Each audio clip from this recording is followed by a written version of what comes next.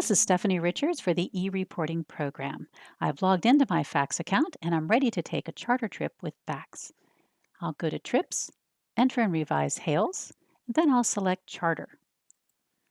This will allow me to start a new trip, and Fax will bring up my account preferences so I can choose which vessel I'm going to use, confirm my gear type, and enter my angler count.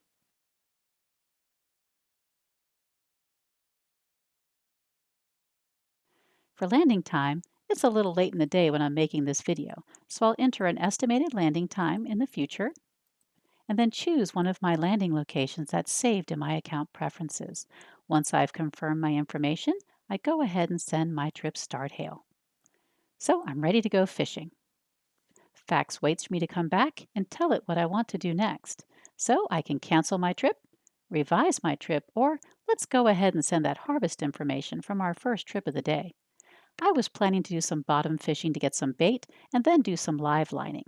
I went to my 027 NOAA code that I have saved in my preferences, and when I come down a little further, I can enter my gear type. I had one rod per angler, and I was doing live lining. Looking at the list of species, I can see that I didn't catch any white perch, so I'm going to go ahead and delete that from my list. I did catch some spot that I used for bait. I had 25 spot, and that was about 18 pounds. We also caught some bluefish, and we kept those. Those were 5 bluefish, and that's about 10 pounds. For the striped bass that we kept, we had 6 fish. We got our limit, and that was about 30 pounds. For the striped bass that we released, I would go to add a new species. That would give me another line. I'll go ahead and enter striped bass, and then I can enter a different catch disposition.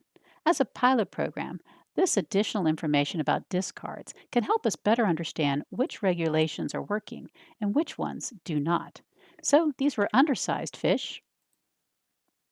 I set that and go over to the hooking information. They were shallow hooked.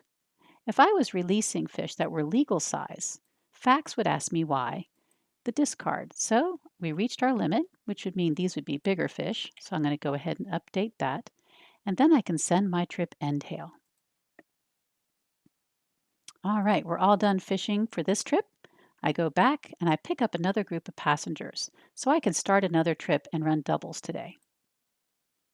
Fax will let me use the same start hail information, or I can start a fresh new trip, and that's what I'm going to do.